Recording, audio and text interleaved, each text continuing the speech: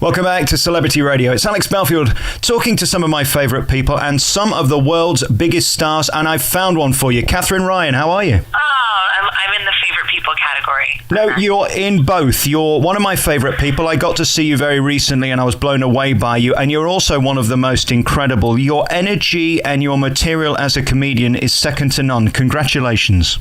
That's really nice of you to say. You tick every box, really. You've got original material, you're beautiful, you've got such high energy. I guess you were born to do this, were you? I don't know. I look a lot better on telly than I do in real life. That's the honest truth. Some people just have a face that looks, that translates to TV but looks horrible on the street. Every time I see people who know me from Live at the Apollo or Mox a Week, they're like, oh, dear, I can see the disappointment. But that's fine. I'm born to do it. I don't know. I didn't really consider growing up that I might be a comedian, but I always valued comedy. I always watched stand-up or, not live. I was too young to go. But I would watch David Letterman late night with my mom. That was my special treat to stay up on a Friday. And I always just thought that having a laugh was the most important thing in the world. That's interesting because Letterman's one of my favourite people, and I love the American comedians like Joan Rivers and Don Rickles, the sort of gag people. You do have punchlines, and what I loved about your material was it crescendoed to a punchline every time. Congratulations again on that, because it's so rare. Yeah, I think I have different influences because I'm an Irish citizen, so the storytelling was always part of my life growing up. My dad's from Cork, and I remember if we wanted attention as children, we had to come sit at the table and have a chat. It was never this like, oh, we'll cater to you, darling. We'll play what you want to play. I had to have a grown-up chat if I wanted to be involved in the evening. And then I'm North American. Like, I grew up in Canada, so a lot of my influences, like you say, are American stand-ups. And you need a punchline if you're going to do anything on a panel show or on telly. They don't want these stories with no ending. I think people like to know when it's time to laugh, like when the joke is done. They sort of need a cue, don't they? I always feel bad for any comedian going on the likes of 8 out of 10 Cats. It's very hard to fit in because they're so clubby, those shows. You seem to do it seamlessly. What's the rule then if I'm a new comedian and I want to go on those shows? I don't feel like it's harder being a woman, firstly. I think that I've heard people say before, oh, but it's so scary, which is so demeaning. I think the men are just as scared. Everybody's scared to go on a show, especially when, like, Mock the Week that's had 15 successful series and it's an institution of British panel show comedy. It's a wonderful show. I think that the people on it, the seasoned comedians, are very welcoming, and it's not the bear pit that it has a reputation of being. If you want to go on those shows, I mean, you have to audition. They do little castings for 8 out of 10 Cats. They're very fair.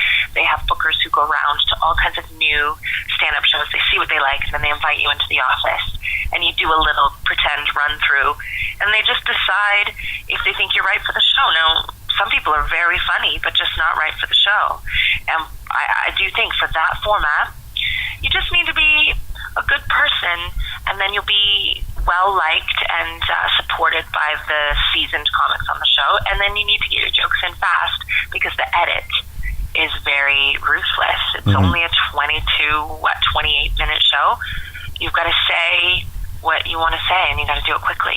What I loved about the Palladium show, similar to people like Lisa Lampanelli and Kathy Griffin, who I particularly enjoy, you've got a real zinger to your punchline, and it can be the most wounding line in the world, but somehow you have a warmth that you get away with it. If I were to do some of your jokes, I think I'd probably be booed off.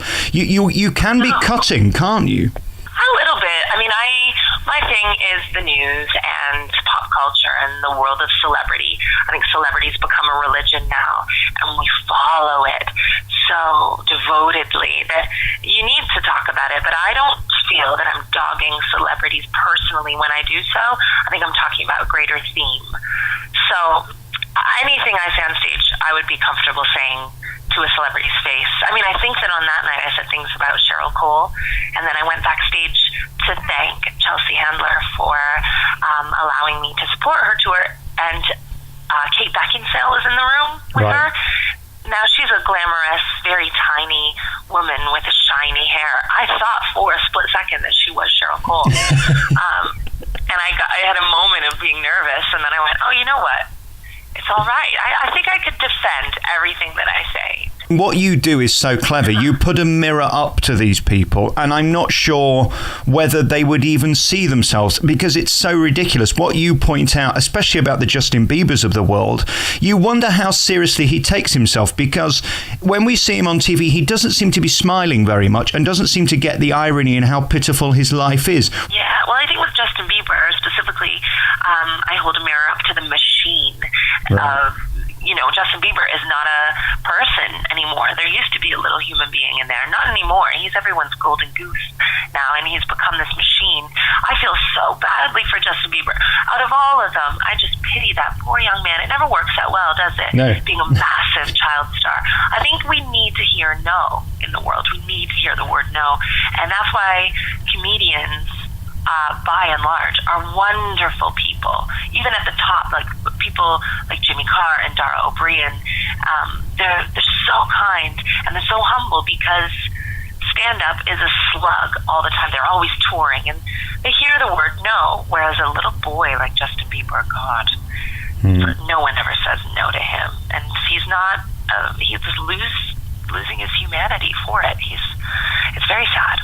And I think there's a lot of darkness in the world, darkness and comedy, and you have to make light of it. You have to find the light, I think. What you also do beautifully is that thing of making the very small things very big and the very big things very small. You do that so effortlessly. I wonder, when you qualified as a comedian, was there a day you stood on stage and thought, okay, I can do this now with confidence and people are actually going to laugh? No, I think that becoming a mother made my voice a lot stronger in all areas of my life. I did one thing very well, and I thought, oh, you know what? There are all kinds of people in the world who aren't going to approve of your choices or what you say or what you do, whether you're a comedian or whether you're working in an office or you're a mom, whatever it is. But you just have to have strength in your voice. And I mean, I think it's less of, it's not confidence. It's not like, oh yeah, this is what I'm going to do. It's just not giving a shit. It's like, there are people who aren't going to like you. And what kind of person would I be if I expected everyone in the world to like me? That's madness. That's the definition of insanity. So you've just got to do it your way. And I think 8 out of 10 Cats helped me with that tremendously as well, because I auditioned for that show a few times as a starting stand-up, and I wasn't offered a spot the first year, and then the second year I was offered a spot. And I stood backstage ready to go on, and Jimmy Carr came in, and Mr. Sean Locke, and John Richardson, and this comedian Hannibal Buress from America. Stephen Mangan was on the show that day, just comedy heroes of mine, and I was really nervous. And I went, oh no, I can't compete with them. I can't help. What am I going to do? And you know when a cat catches a mouse, the mouse just goes limp. I think that's what happened. That's what happened. I just went, oh, you know what? I have no choice. I have no tools other than just going out and being my authentic self. And that worked. Luckily, I could have gone horribly wrong, but I think that no matter what you do, it's never going to go right unless you can find a way to be your authentic self. So then let's fast forward 2 years and you find yourself in the wings at the Palladium, the world famous Palladium, the Palladium that's got about 10,000 seats in it. It feels like this huge cavern that you've got to fill. How do you get the confidence to walk out and kill it from the second you stand on that stage? It must be terrifying. Or are you so confident in your material now because it's tested that you knew you couldn't fail? No, there's always the threat of failure, and that's, I think, what makes comedy so exciting. I love that I might fail, and on some nights I do, and I will again, and it's fine. I pretty much knew that Chelsea Handler's audience would be an audience that identifies with my kind of shtick anyway. I felt like they would be very kind. It was mostly industry and gays. I loved it. It was the best audience I could have asked for in the world. But no, I mean, it's not that I'm super confident. It's that I know that they're going to see Chelsea soon and they're going to have a great time doing that. All I can offer is my best. And if I don't do well, then who cares? Like, nobody dies. It's not as though I'm an orthopedic pediatric heart surgeon. It's not that much of an important job. I don't really care. I mean, I think, I don't know if it's motherhood or what it is, but I genuinely don't have an ego. If I do badly, then I do badly. And I guess there's the next gig to look forward to, which you have many. You've got a tour coming up. You're, of course, in Edinburgh at the moment. Are you still enjoying it? How do you find the energy every night to come on and do it again and again and again? I know you can ad-lib. Is it hard to sort of repeat that over and over again? I find the energy to do it every night just because it is so much what I love.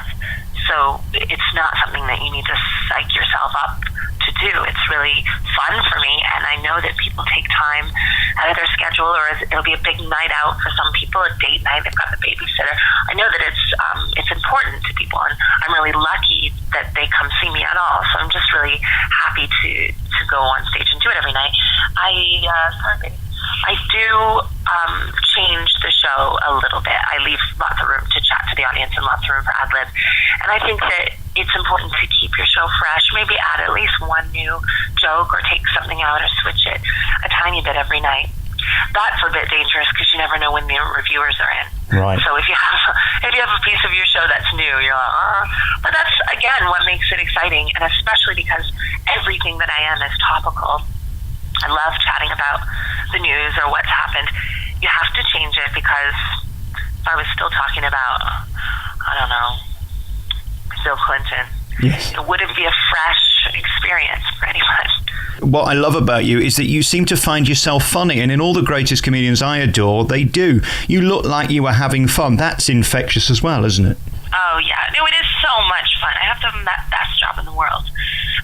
And I do think I'm funny. Of course I do. I mean, I think it's not all the time, but I think you know when a joke is the right joke, or you want to talk about, especially with those panel shows. Yeah, it's difficult for me to talk about the World Cup and make it funny, or certainly difficult for me to talk about some of the darker elements of the news and make it funny. And I think you write a few drafts and you go, oh, is this funny, is that funny? But when you've got it and you know that that's your angle on it, that's going to be your funniest angle, I think you know that you've cracked your own little comedy code. You go, oh no, that's the answer. You know when you've got the answer, just like math. There is a right answer and a wrong answer with comedy. I was lucky enough to cover the Montreal Comedy Festival a few years ago, and it seemed to me that comedians aren't generally that classy. They're very happy to live badly in poor hotels and eat not necessarily great food.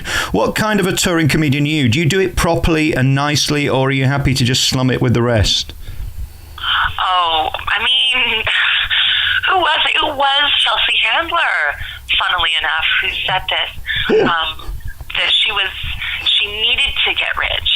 She had to get rich because all her life, even when she was starting out as a comedian, she was buying dinners for her friends and going out and doing this and doing that and living as though she was rich. And I thought that was funny, the honest prickishness of it. I thought it was really funny. I'm that way as well. I was very rich in uni because I was a waitress, and in North America you get lots of tips being a waitress. So I was kind of a rich student all on my own. And then as a stand-up, I'm sorry, no, I'm not going to share a room with 5 other people, and I'm not going to spend 6 hours on the megabus. I'm just not. And if I'm going somewhere, I've got my daughter with me, then I'm taking the first class seat on the train. And if that means that I have to live in a tiny flat in London as 1 bedroom with a garden, then so be it, because I'm just not going to slum it, Alex. I just can't. Do you know, it's funny, yesterday I had lunch with somebody and I was saying I've never understood, and there are stars I know who make millions a year who still live like that. If you don't spend it, you have to give it to the taxman anyway. Why don't they live well? There's something about some people in show business that always sort of like to be the underdog. I've never understood why you would turn right on a plane if you have the ability to turn left. It's extraordinary. Well, yeah, I mean, I don't take the piss. I save money by, I don't go out. I don't really have a social life. You'd be amazed what people spend on drink and nights out. Right. But yeah, I always say I've been through too much of my life to take the bus. I agree, and you deserve to. Katherine, I'm going to let you go because you've got this big run happening at Edinburgh. How's it going? You having fun? Yeah, I'm having so much fun. My daughter's with me. and we just walk around Edinburgh all day. We see kids shows, we go shopping, and we have breakfast, and then we do the show. It's beautiful, beautiful time. I think you've got the perfect life right now. You're credible, you're relevant, you're so of the day, and you have a massive, massive talent. It's very rare. I personally request to talk to comedians, most of which I find quite dull and repetitive. Certainly I'm not into the arena comedians at the moment, but you were so special, and you absolutely stole the show at the Palladium. You deserve to be a huge success, and I think you will be. When's the DVD coming out? That's the next thing. We need more people to see you.